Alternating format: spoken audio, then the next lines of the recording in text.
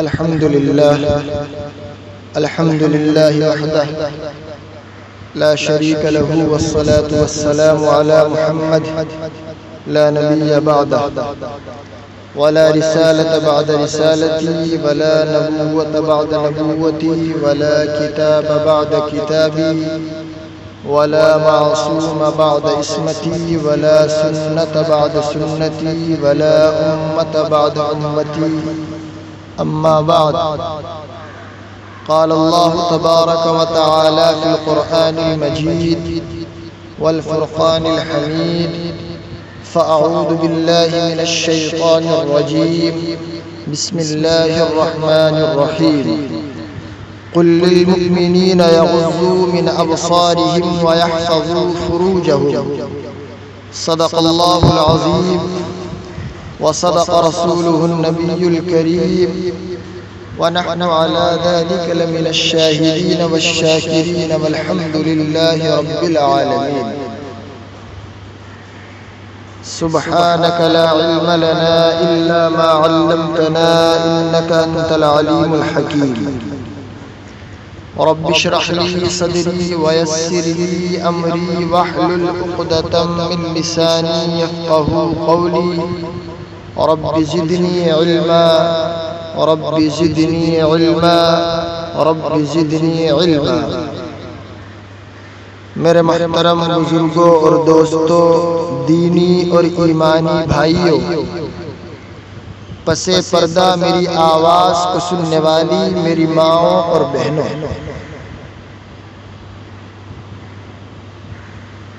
اللہ جل جلالہ وعم نوالہ کا بڑا فضل، بڑا کرم، بڑا احسان ہے کہ اس نے ہم تمام کو رمضان المبارک جیسا بابرکت مہینہ عطا فرمایا تاکہ ہم اس میں اپنی زندگی کے اندر تقوی حاصل کر سکیں اور رمضان المبارک کے بابرکت مہینے میں روزے رکھ کر اپنے گناہوں سے پاکی اور صفائی حاصل کر سکیں۔ یہ اللہ کا بڑا فضل ہے، بڑا کرم ہے۔ قرآن کریم اور احادیث مبارکہ کے اندر یہ آتا ہے کہ انسان اگر صحیح معنی میں روزے رکھ لے، صحیح معنی میں رمضان المبارک کا بابرکت مہینہ گزار لے جیسے اس کو گزارنے کا حق ہے، تو انسان جب رمضان ختم ہوتا ہے ایسے ہو جاتا ہے جیسے آج ہی اس کی ماں نے اس کو جنا۔ رمضان دینے کا مقصد انسان کے جو اعضاء ہیں، منہ ہے، ہاتھ ہے، پاؤں ہے، آنکھ ہے، کان ہے، تمام اعضاء جب انسان روزے دار ہوتا ہے ان کسی بھی اعضاء کا وہ غلط استعمال نہیں کرتا۔ تو روزہ انسان کو دینے کا ایک مقصد یہ بھی ہے کہ انسان جہاں اپنے اندر تقوی اور پرہیزگاری لے کے آئے، پرہیزگاری حاصل کرے، وہاں ایک میسج اللہ نے یہ بھی دیا کہ سارے سال تم جیسے روزے کی حالت میں اپنے تمام اعضاء کا صحیح استعمال کرتے ہو، تو رمضان گزر جانے کے بعد اپنے تمام اعضاء کا اسی طرح استعمال کرنا جس طرح تم روزے کی حالت میں کرتے ہو۔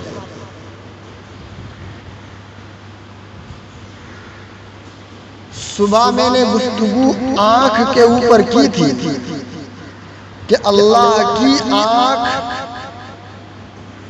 بہت بڑی عطا کردہ ایک نعمت ہے، انسان کو اس کا صحیح استعمال کرنا چاہیے۔ اور اس کے تعلق سے کل آخرت میں سوال اور جواب بھی ہوگا۔ قرآن کہتا ہے ان السمع والبصر والفؤاد کل اولئک کان عنہ مسئولا، آنکھ، کان، دل سب کے متعلق قیامت کے دن سوال آنکھ سے کیا جائے گا۔ آنکھ کے تعلق سے حدیث کا حکم یہ ہے، آپ صلی اللہ علیہ وسلم فرما رہے ہیں کہ اس کا استعمال صحیح کرو۔ بدنگاہی شیطان کے تیروں میں سے ایک تیر ہے جس سے اللہ کے بندوں کا وہ شکار کرتا ہے، بہکاتا ہے۔ نگاہ کے تعلق سے اللہ کے رسول صلی اللہ علیہ وسلم نے یہ آگاہ فرمایا، اور انسان کے جسم کا ہر اعضاء اللہ جل جلالہ وعم نوالہ کی امانت ہے۔ اس امانت کا اگر ہم صحیح استعمال کریں گے تو کل جب قیامت کے دن اللہ کے حضور، اللہ کے سامنے پیشی ہوگی تو اللہ ہم سے راضی ہوگا۔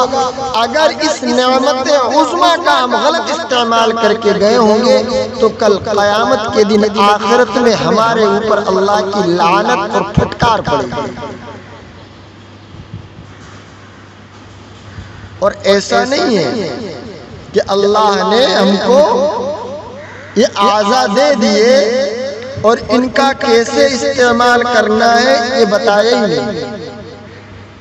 آپ صلی اللہ علیہ وسلم کی 30 سالہ پیغمبرانہ زندگی کا سب سے بڑا کارنامہ یہ ہے کہ آپ نے اس کائنات میں حضرت انسان کی حیثیت اور ان کا مقام اور مرتبہ واضح طور پر بتایا اور فرمایا، اور اس کے ساتھ ساتھ اس کائنات کو استعمال کرنے کا صحیح طریقہ بھی تلقین فرمایا ہی نہیں، سکھایا کہ حضرت انسان کے اپنے وجود میں کن ہدایات کا لحاظ رکھنا ہے۔ اس کی تفصیل بھی آپ صلی اللہ علیہ وسلم نے اپنی امت کو، اپنے صحابہ کو بتائی، سکھائی۔ انسانی اعضاء میں آنکھ کی بہت اہمیت ہے، اس لیے اللہ کے رسول صلی اللہ علیہ وسلم نے اس نعمت عظمیٰ کے تعلق سے فرمایا کہ انسان کو اس کی قدر کرنی چاہیے، اس کا صحیح استعمال کرنا چاہیے۔ میں نے صبح کے بیان میں عرض کیا تھا کہ بدنگاہی کے نقصانات کیا ہیں۔ بدنگاہی کرنے والے کو اللہ تعالیٰ نے فرمایا کہ وہ میرا نافرمان ہے۔ قُل لِّلْمُؤْمِنِينَ يَغُضُّوا مِنْ أَبْصَارِهِمْ وَيَحْفَظُوا فُرُوجَهُمْ، ایمان والوں سے کہہ دیجئے کہ اپنی نگاہوں کو نیچی رکھیں، نامحرم عورتوں کو اور نوعمر لڑکوں کو نہ دیکھیں۔ اگر تم ایسا کرو گے تو ایسا کرنے والا میرا نافرمان ہے۔ آگے میں نے بتایا کہ بدنگاہی کرنے والا امانت میں خیانت کرنے والا ہے۔ یعلم خائنۃ الاعین وما تخفی الصدور، اللہ تعالیٰ آنکھوں کی خیانت اور دل کے رازوں سے باخبر ہے۔ میرے محترم بزرگ اور دوستو، بدنگاہی کرنے والے کو اللہ کے رسول صلی اللہ علیہ وسلم نے ملعون بتایا کہ اللہ لعنت برسائے دیکھنے والے پر اور دیکھنے کا موقع دینے والی پر۔ آگے میرے محترم بزرگ اور دوستو، اللہ کے رسول صلی اللہ علیہ وسلم فرماتے ہیں کہ بدنگاہی کے اثرات میں ایک یہ بھی ہے کہ انسان کے چہرے کو بے نور کر دیا جاتا ہے۔ حدیث پاک میں آیا ہے، نبی کریم صلی اللہ علیہ وسلم کا ارشاد ہے کہ یا تم اپنی نگاہیں نیچی رکھو اور اپنی شرمگاہوں کی حفاظت کرو، یا پھر اللہ تعالیٰ تمہاری صورتیں بدل دے گا۔ شکل بدلنے کی ابتدا یہی ہے کہ چہرے کو بے نور کر دیا جائے۔ خوبصورت ہونے کے باوجود، چہرہ گورا چٹا ہونے کے باوجود چہرے پر رونق معلوم نہیں ہوتی۔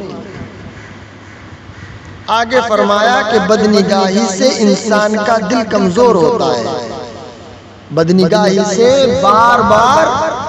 اس حسین کا خیال آتا ہے اور دل میں ہر وقت ایک کشمکش رہتی ہے، جس کی وجہ سے انسان کا دل کمزور ہو جاتا ہے۔ بدنگاہی کی نحوست یہ ہے کہ نگاہ کے ساتھ ساتھ حواس خمسہ اور تمام اعضاء و جوارح گناہ کے ارادے سے حرکت میں آ جاتے ہیں۔ قرآن پاک کی اس آیت ان اللہ خبیر بما یصنعون کی تفسیر روح المعانی میں علامہ آلوسی رحمۃ اللہ علیہ نے یہ کی ہے کہ بدنگاہی کرنے والا جو نظر گھما گھما کر حسینوں کو دیکھتا ہے، گوری چٹی عورتوں کو دیکھتا ہے، اللہ تعالیٰ اس سے باخبر ہے اور اس کے تمام حواس خمسہ حرام لذت لینے کی کوشش شروع کر دیتے ہیں۔ آگے فرمایا کہ بدنگاہی سے انسان کا شمار زانیوں میں ہوتا ہے، زنا کرنے والوں میں۔ اس کی تفصیل فرمائے حدیث میں۔ اللہ کے رسول صلی اللہ علیہ وسلم نے ارشاد فرمایا پس آنکھیں بھی زنا کرتی ہیں اور ان کا زنا دیکھنا ہے، اور ہاتھ زنا کرتے ہیں ان کا زنا پکڑنا ہے، اور پاؤں زنا کرتے ہیں ان کا زنا چلنا ہے، اور منہ زنا کرتا ہے اور منہ کا زنا بوسہ یعنی چوما لینا ہے، اور دل خواہش اور تمنا کرتا ہے، اور شرمگاہ اس کی تصدیق یا تکذیب کرتی ہے،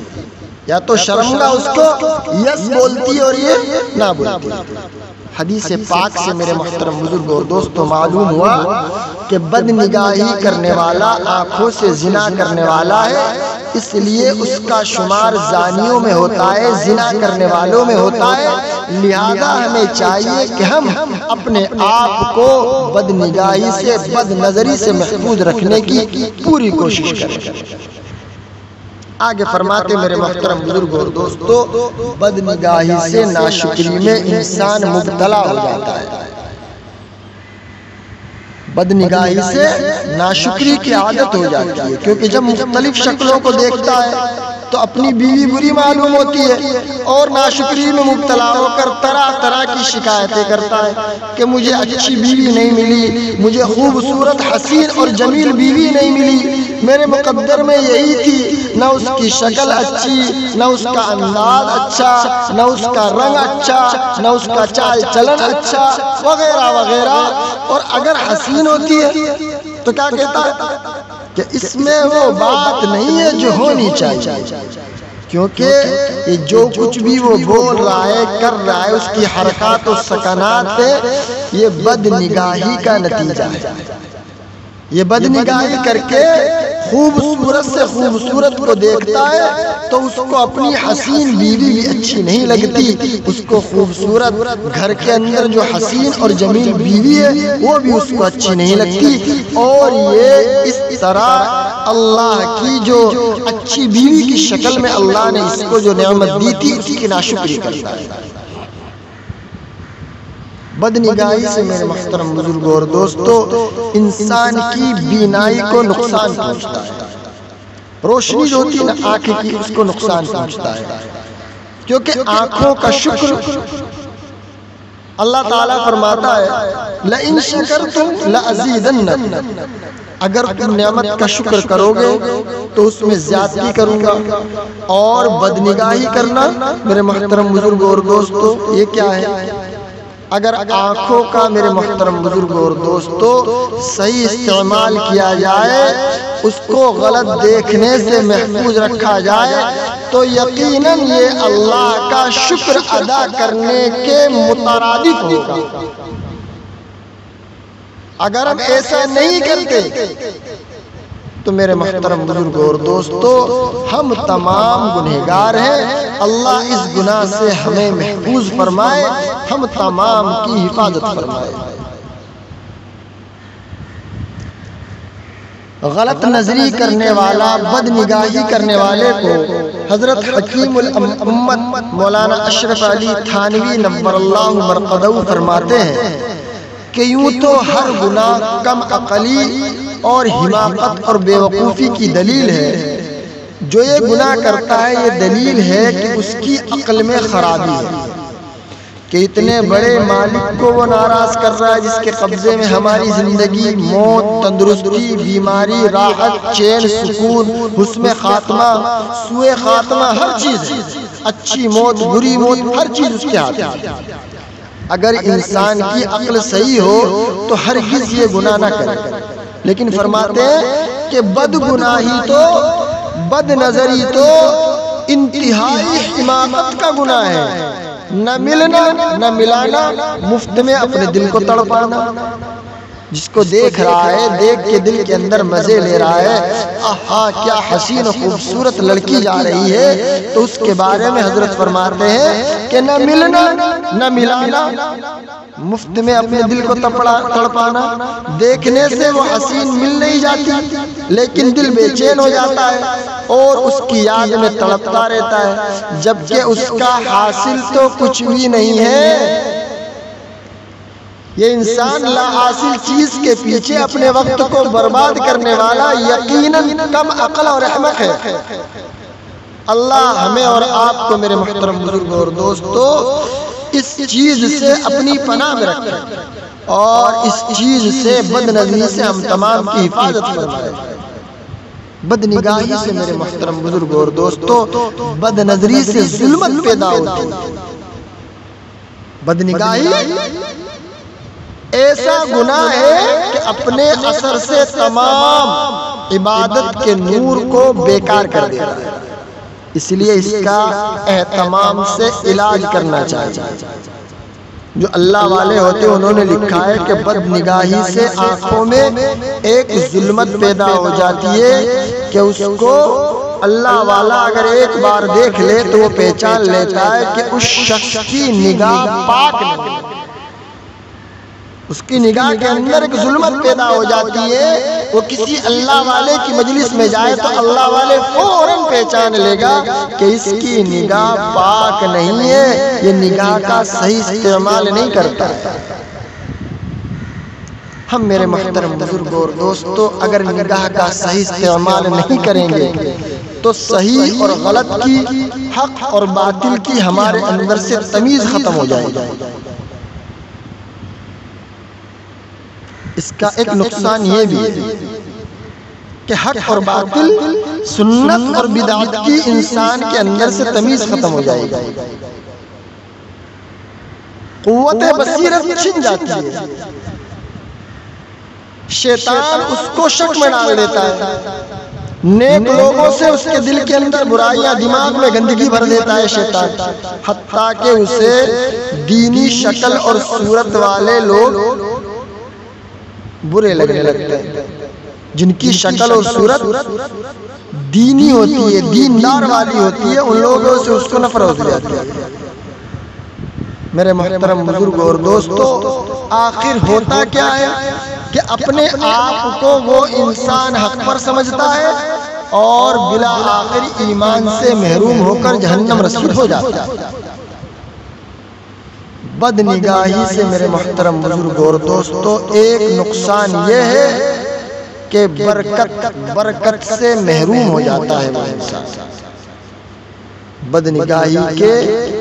بد اثرات میں سے ایک یہ بھی ہے کہ انسان کی زندگی سے رزق اور وقت سے برکت اٹھ جاتی ہے، چھوٹے چھوٹے کام بڑے بڑے مسئلے بن جاتے ہیں، جس کام کی بھی انسان کوشش کرتا ہے وہ ادھورا رہ جاتا ہے، ظاہر میں لگتا ہے کہ کام ہو جائے گا مگر عین وقت پر ہوتے ہوتے رہ جاتا ہے اور پریشانی اور پشیمانی کا سبب بنتا ہے۔ لوگ سمجھتے ہیں کہ کسی نے کچھ کر دیا، حالانکہ وہ اپنے نفس کی خباثت کی وجہ سے مصیبت میں مبتلا ہوتا ہے۔ اپنی زبان سے اقرار کرتے ہیں کہ ایک وقت تھا کہ مٹی کو ہاتھ لگاتا تو سونا بن جاتا، اب تو سونے کے ہاتھ لگاتا ہوں، سونے کو ہاتھ لگاتا ہوں تو مٹی بن جاتا ہے۔ معلوم ہوا کہ بد نظری، بد نگاہی کی وجہ سے انسان کی زندگی سے برکت اٹھا لی جاتی ہے۔ بد نگاہی کو میرے محترم بزرگوں اور دوستو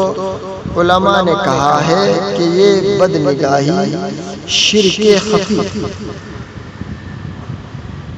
بد نگاہی کیا ہے؟ شرک خفی، بدنگاہی سے انسان کے دل میں خیالی محبوب کا تصور پیدا ہوتا ہے، حسین چہرے اس کے دل اور دماغ پر قبضہ کر لیتے ہیں۔ وہ شخص جانتا ہے کہ میں ان چہروں تک پہنچ تو نہیں سکتا، مگر اس کے باوجود تنہائیوں میں ان کے تصور سے لطف اندوز ہوتا ہے، مزے لیتا ہے۔ بعض مرتبہ تو ایسی حالت ہو جاتی ہے کہ ان کے ساتھ خیال میں باتیں کرتا ہے۔ بدنگاہی کے ساتھ ہی شیطان انسان کے دل اور دماغ پر سوار ہو جاتا ہے اور اس شخص سے شیطانی حرکتیں کروانے میں جلدی کرتا ہے۔ جس طرح ویران اور خالی جگہ پر تیز آندھی اپنے اثرات چھوڑ جاتی ہے، اسی طرح شیطان بھی اس شخص کے دل پر اپنے اثرات چھوڑ جاتا ہے تاکہ اس کی دیکھی ہوئی صورت خوب اس کو آراستہ پیراستہ اور مزین کر کے دیکھتا ہے، اور شیطان بھی ایسا کر کے اس کے سامنے پیش کرتا ہے اور اس کے سامنے خوبصورت بت بنا دیتا ہے۔ ایسے شخص کا دل رات دن اسی بت کی پوجا میں لگا رہتا ہے اور وہ خیالوں میں، آرزوؤں میں، تمناؤں میں الجھا رہتا ہے۔ اسی کا نام شہوت پرستی، خواہش پرستی ہے، جس کو اللہ تعالیٰ نے فرمایا کہ یہ شرک خفی ہے۔ قرآن کہتا ہے وَلَا تُطِعْ مَنْ أَغْفَلْنَا قَلْبَهُ عَنْ ذِكْرِنَا وَاتَّبَعَ هَوَاهُ وَكَانَ أَمْرُهُ فُرُطًا، اور اس کا کہنا نہ مان جس کا دل ہم اپنی یاد سے غافل کر دیا اور وہ اپنی خواہش کی پیروی کرتا ہے اور اس کا کام حد سے بڑھ گیا ہے۔ میرے محترم بزرگوں اور دوستوں،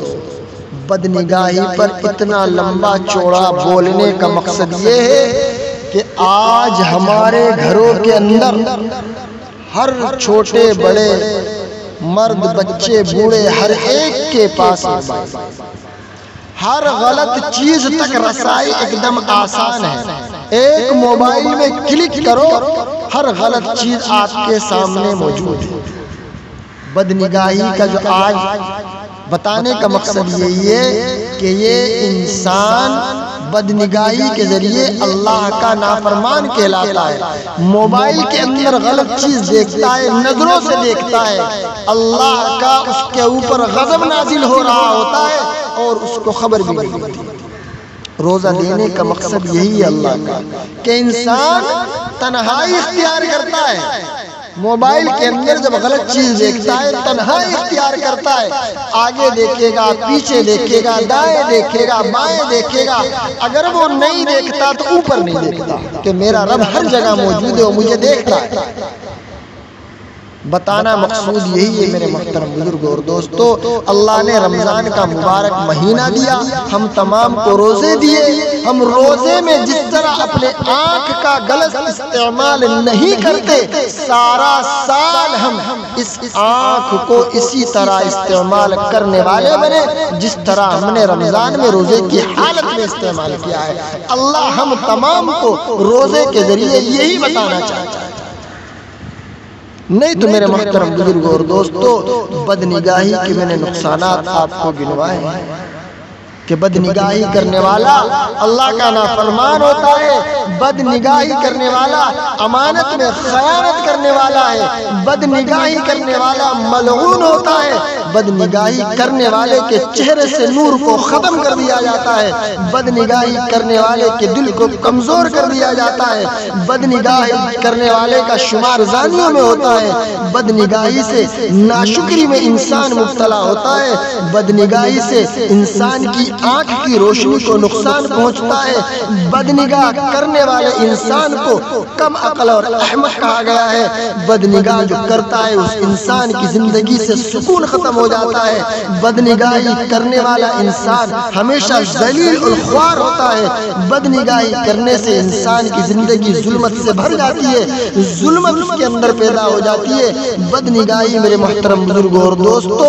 حق اور باطل کی تمیز کو ختم کر دیتی ہے۔ بدنگاہی کرنے والے کی زندگی سے برکت ختم ہو جاتی ہے، بدنگاہی سے برکت اور محرومی آتی ہے، بدنگاہی سے جسم میں ایک طرح کی بدبو پیدا ہو جاتی ہے۔ بدنگاہ کرنے والے کو کہا گیا کہ وہ شرک خفی کرتا ہے۔ بدنگاہی کرنے والا کبھی اپنے آپ میں مطمئن نہیں ہوتا، کبھی سیر نہیں ہوتا۔ میرے محترم بزرگوں اور دوستو، ہم تمام اللہ جل جلالہ و عم نوالہ کے حضور رمضان جیسے مبارک مہینے میں اللہ کے حضور رو کر گڑ گڑا کر مانگے کہ یا اللہ تمام سال ہماری نگاہ کی ہم کو صحیح استعمال اور حفاظت کرنے کی توفیق مرحمت فرما۔ آج بیان کرنے کا مقصود یہی تھا میرے محترم بزرگوں اور دوستو کہ ہم دیکھتے ہیں اپنے معاشرے کے اندر آج 10 11 12 سال کے بچے کے ہاتھ میں اینڈرائیڈ فون ہے، اسمارٹ فون ہے، ہر غلط چیز کی رسائی آسان ہے۔ ہم ہماری نسلوں کے اور اس کے ایمان کی حفاظت کریں۔ میرے محترم بزرگوں اور دوستو، کہیں ایسا نہ ہو کہ ہم نے اپنی آنے والی نسلوں کے ہاتھ میں اسمارٹ فون دے تو دیا ہے لیکن ایمان کی ان کی ہم حفاظت نہ کر سکیں، وہ اس اسمارٹ فون کا غلط استعمال کر رہے ہیں۔ آج میرے محترم بزرگوں اور دوستو، ہمیں اپنی اولاد کی، جو ہمارے گھروں کے اندر ہمارے لڑکے ہیں چاہے لڑکیاں ہیں، اس بات کی طرف ان کی اصلاح کرنے کی بہت زیادہ ضرورت ہے۔ لاک ڈاؤن کے حالات ہیں، بچوں کو لے کر کے بیٹھیے، اللہ کے رسول کی سیرت کو بتائیے، ان کو سمجھائیے کہ اللہ کے رسول صلی اللہ علیہ وسلم نے نظر استعمال کرنے کا کیا طریقہ بتایا۔ اللہ کے رسول صلی اللہ علیہ وسلم کی 63 سالہ زندگی کو آپ اٹھا کر کے دیکھیے، آپ کو کہیں بھی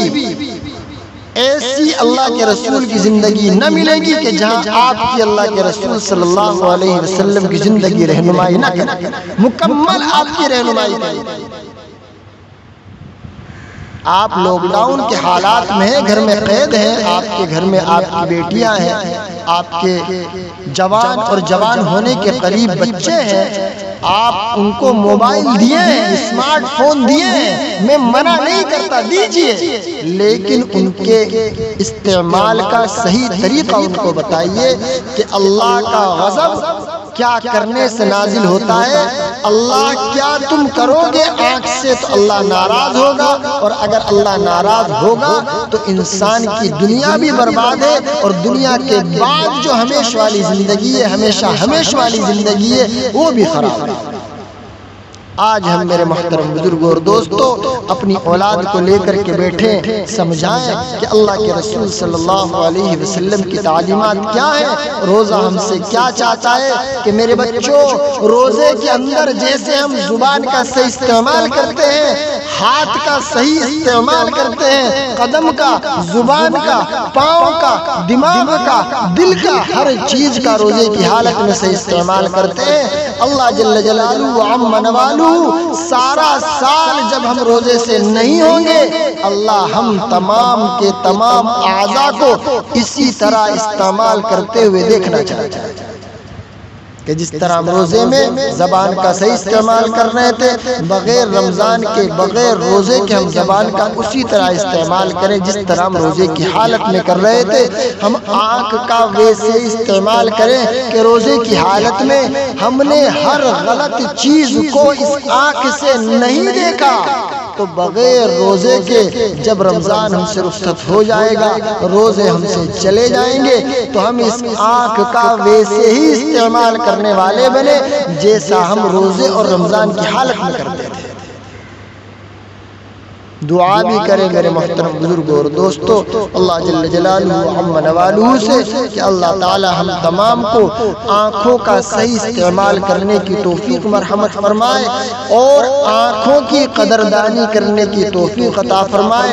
آنکھیں اللہ کی بہت بڑی نعمت ہے، بہت بڑی نعمت عظمی ہے۔ اللہ ان کی قدردانی کرنے کی توفیق مرحمت فرمائے اور ان کا صحیح استعمال کرنے کی توفیق مرحمت فرمائے، آمین ثم آمین۔ اور رمضان المبارک کی ہم تمام کو برکتیں، رحمتیں، سعادتیں نصیب فرمائے، ہمارے روزوں کو قبول فرمائے، ہماری تراویحوں کو قبول فرمائے، ہماری ٹوٹی پھوٹی عبادات کو قبول فرمائے۔ یہ پورے رمضان جو ہمارا کہنا سننا ہوا ہے یا اللہ اس کو بھی قبول فرمائے، ہمارے لیے ذخیرہ آخرت بنائے، آمین ثم آمین۔ وآخر دعوانا ان الحمد للہ رب العالمین۔